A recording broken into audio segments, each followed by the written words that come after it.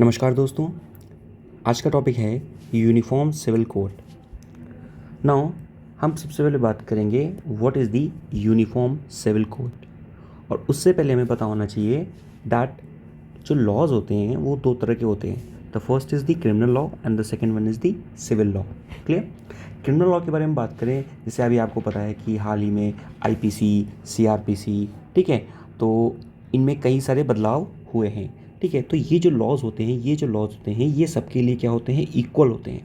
ठीक है, यानी कि हमारी कंट्री में जो क्रिमिनल लॉज हैं वो हर किसी के लिए इक्वल हैं। क्लियर? बट जो सिविल लॉज हैं वो सबके लिए इक्वल नहीं है। फॉर एग्ज़ाम्पल अगर मैं बात करूं कि सिविल लॉज में भी दो तरह के लॉज होते हैं। पहला, let's say there is a dispute of the property. तो अगर कोई प्रॉपर्टी का डिस्प्यूट है, ठीक, तो उसको सॉर्ट आउट करने के लिए जो भी लॉस होंगे will be equal for everyone. Clear? But apart from that civil law के अंदर एक सेक्शन आता है which is the personal law. Clear? So within the civil law there's a law known as the personal law and which is not equal for everyone। यानी कि हर एक religion में, हर एक धर्म में इक्वल पर्सनल लॉज नहीं हैं, सबके अलग अलग पर्सनल लॉज हैं। क्लियर? जैसे हिंदू मैरिज एक्ट है, हिंदू सक्सेशन एक्ट है, ठीक है, मुस्लिम मैरिज एक्ट ऑफ 1937 है, मुस्लिम मैरिज डिसोल्यूशन एक्ट ऑफ 1939 है। तो इस तरह से हर एक धर्म के अलग अलग पर्सनल लॉज हैं। क्लियर? जिसके अंतर्गत उनकी शादियां होती हैं या बाकी सारे जो उनके रिचुअल हैं वो सारी चीज़ें होती हैं। संविधान में हमारे कॉन्स्टिट्यूशन में एक आर्टिकल दिया गया हुआ है, that article is article 44। Now the article 44 talks about the uniform civil code. Uniform civil code, this law is regarding the personal law. यानी कि DPSP, that is the directive principle of state and policy में, जो कि article 36 से 51 तक में आता है, उसमें आर्टिकल 44 बात करता है पर्सनल लॉ के बारे में। मतलब कि क्या हम ऐसा एक लॉ ला सकते हैं जिसमें अलग अलग धर्मों के लिए अलग अलग लॉज ना हो के एक इक्वल लॉ हो, और उसे हम लोग कह देंगे यूनिफॉर्म सिविल कोड। क्लियर? बात समझ गए होंगे आप अच्छे से? ठीक है, जैसे मैंने बताया कि मुस्लिम पर्सनल लॉज हैं, ठीक है, 1937 में, जिसके अंतर्गत उनकी शादियाँ होती हैं। या अगर आपको शादी को अनल करना है तो Muslim personal dissolution of marriage act है 1939 का। उसी तरह हिंदू मैरिज एक्ट है। क्लियर? हिंदू मैरिज एक्ट है, स्पेशल मैरिज एक्ट है। तो ये जो सारे लॉज हैं, ठीक, ये अलग अलग ना हो कि अगर हम इसको एक लॉ में कोडिफाई कर दें, कन्फाइन कर दें, then it will be called as the uniform civil code. Clear? Now let's see, हम बात करते हैं कुछ topics in favor of the uniform civil code and then we will talk some topics which are against the uniform civil code. So first of all हम बात करते हैं what are the topics in the agreement or in the favor of the uniform civil code. The first one is the article 44. As I told you, हमारे constitution में ही, means within our constitution, article 44 talks about the uniform civil code. यानी कि constitutional banking मिली हुई है किसको? Uniform civil code को। So uniform civil code has the constitutional backing. Clear? It has the constitutional support. Okay, so this is the first point. Next अगर हम बात करें the point which is in the favour of the uniform civil code, let's say if I'm talking about the Muslim personal law board. So in the Muslim personal law board, the women don't have the right to divorce. Clear? You know that जो triple तलाक था, तो उसमें triple तलाक, ये तलाक की जो बिद्दत कहते हैं जिसे हम, ठीक है, तो उसे हमने क्या कर दिया था, डिसॉल्व कर दिया था, ख़त्म कर दिया था। Clear? In 2017। But the thing is कि इन मुस्लिम पर्सनल लॉ बोर्ड जो विमेंस हैं उनके पास अभी भी राइट टू डाइवोर्स नहीं है। मीन्स जो डाइवोर्स का जो इनिशिएशन है, क्लियर, वो हो सकता है from the male side, it is not possible from the female side very feasibility, very easily. ठीक, तो अगर हम यूनिफॉर्म सिविल कोड ले आते हैं, so the laws, the personal law will be equal for the male member of the family and for the female member of the family also. ठीक है, so Muslim personal law board will be equally available to the male and female. तो ये क्या करेगा? It will give a helping hand. The next point is that the Muslim personal law board compensation period जो होता है उसका 6 month का होता है, जिसे हम लोग इद्दत का पीरियड कहते हैं। Let's say there is a person male and the female and they don't want to stay in their marriage, वो अलग होना चाहते हैं, they want to take the divorce. Now if the female is taking the divorce from the male, तो उस time पर शादी के बाद, डाइवोर्स के बाद क्या करना पड़ता है, जो मेल होता है उसको फीमेल को एक कुछ कंपनसेशन देना पड़ता है, कंपनसेशन देना पड़ता है, ताकि जो बच्चे हैं उनका रख रखाव किया जा सके, देख रेख किया जा सके, उनकी परवरिश किया जा सके, स्कूल की फ़ीस, इस तरह की चीज़ें। Clear? But in Muslim personal law board this period is only limited up to the 6th month. Clear? Wait a minute, this period is limited up to the 3 month, और इस month के 3 month के period को क्या कहते हैं, this period is called the period of iddat. But अगर आप इसको कंपेयर करो कहाँ से, if you compare this thing from the Hindu marriage act, तो हिंदू मैरिज एक्ट में ऐसा कोई भी टाइम पीरियड मेंशन नहीं है, यानी कि लाइफ टाइम मेल को फीमेल को कंपनसेशन देना पड़ेगा। ठीक है, जो एलिमनी है, ठीक है, alimony, we called it alimony, that is the गुजारा भत्ता, वो देना पड़ेगा। In the first point also, इस पॉइंट में भी यहाँ पर विमेंस को डाइवोर्स लेने का हक नहीं है, पर मेल्स को है। बट अगर आप इसको कंपेयर करोगे हिंदू मैरिज एक्ट से, तो वहाँ पर विमेंस को भी डाइवोर्स लेने का हक है।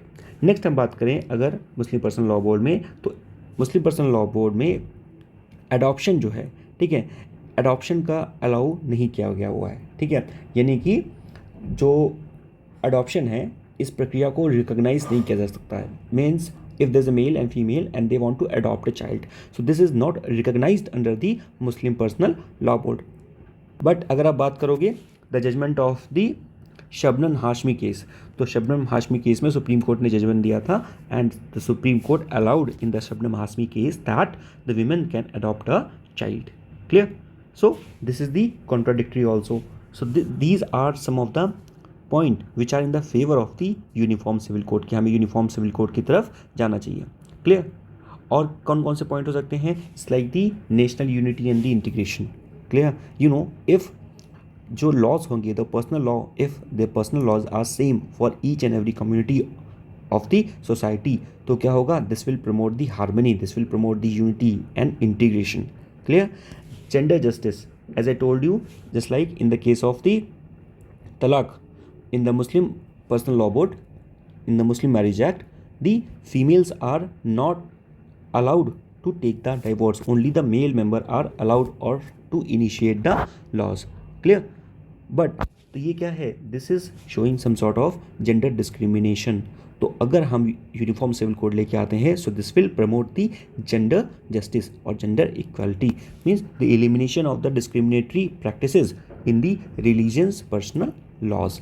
तो कोई भी रिलीजन में जो भी पर्सनल लॉज हैं उनमें जो भी डेरोगेटरी प्रैक्टिसेस हैं, ठीक है, कोई भी जो भी डेरोगेटरी प्रैक्टिसेस हैं, उन डेरोगेटरी प्रैक्टिसेस को रिमूव करने के लिए यूनिफॉर्म सिविल कोड का हम सहारा ले सकते हैं। The next is the simplification of the laws. You know that जो भी पर्सनल लॉज हैं they are very much complex and they are codified. ठीक है, तो sometimes it is very difficult to understand them, just like if you talk about the Sabarimala temple case. Clear? So there the women are not allowed to enter into the temple, means there's a restriction on a particular age of the women who are menstruating, ठीक है, and they are not allowed to enter in the temple. तो basically there are very much, there lot of different laws, ठीक है, that are biased against one particular gender. ठीक है, तो अगर if we adopt the uniform civil code, so it will simplifies those laws. Clear? It will give relief to the particular section of the society. Next बात करते हैं adopting the laws of the modern time. अगर हम uniform civil code को हम apply करते हैं तो उसमें हम जो मॉडर्न लॉज हैं उनको भी इनकनक्लेट कर सकते हैं। तो we can inculcate the modern laws. Clear? The next is the argument in the contrary. Now what are the arguments that are in the contrary of the uniform civil code? The first is that there is a term known as the uniform civil code and the common civil code. Now uniform का मतलब होता है कि you are giving everyone in the equal of the length, means it is uniform for everyone. But कई सारे जो constitutional expert हैं they say that the constitution talks about the uniform civil code, ठीक, not the common civil code. अगर हम बात करें, अगर हम यूसीसी को लेके आते हैं, यूनिफॉर्म सिविल कोड को लेके आते हैं, तो it will B common for everyone, यानी कि जो भी जितने भी जो भी पर्सनल लॉज हैं, ठीक है, सारे सेक्शन के, सारे रिलीजन के, वो सबके लिए क्या हो जाएगा, कॉमन हो जाएगा। But the constitution talk about the uniform civil code, not the common civil code. So this is a main problem. Clear? The next is the violation of the article 25, 26 and 29. You know that article 25 and 26, the right to religion, means the every section of the society has the right to avail, to practice, to propagate whatever religion they want and whichever way they want, ठीक है, but not just by disturbing the freedom of others, not by just disturbing or spreading hatred about the other religion. Clear? So article 25 और 26 इसको spread करते हैं। Clear? But अगर आप UCC को apply कर देते हो तो अब क्या होगा, in this condition the right to freedom of religion means every religion is a specific religion, ठीक, every religion has a meaning, the practice of every religion it has some sort of sense attached to its hereditary lineage, ठीक है, तो वो कहीं ना कहीं क्या होगा, it will be affected. Clear? So somehow the constitutional right that are provided by the article 25 and 26 will be affected by the uniform civil code. Apart from that, article 29 means the right to the minorities. You know, if I'm talking about कई सारे north east के tribes हैं, ठीक है ना, if I'm talking about the tribes of the north east, so there are many north eastern tribes, okay, where the divorce happen just by the tearing of the leaf. अगर आप एक leaf का पत्ता तोड़ दोगे तो डाइवोर्स हो जाता है। Clear? Even there are many tribes where if the father in law passes the man marries his mother in law. तो इस तरह के कई सारे कस्टम्स हैं। And one more example, let's say if the girl want to marry, first the girl needs to marry his grandfather. तो इस तरह के कई सारे क्या हैं, there are many customs in the tribal society. Clear? Society. But if we apply the uniform civil code, what will happen to these customs, to these beliefs that these tribal society has? Clear? So somehow this uniform civil code will be in contradictory with the beliefs of the tribal culture. Clear? The next is the presence of the right to religion. Clear? ऐसे मैंने बताया ना, article जो 25 और 26 है, it talks about the right to religion. Clear?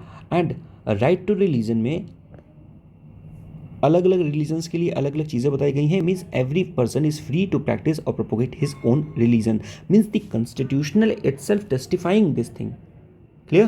The constitutional itself giving backing to this thing that each and every person is different, that each and every religion is different. Clear? The working of every religion is different. Hence, they are talking about the unity in diversity. India is a diverse country.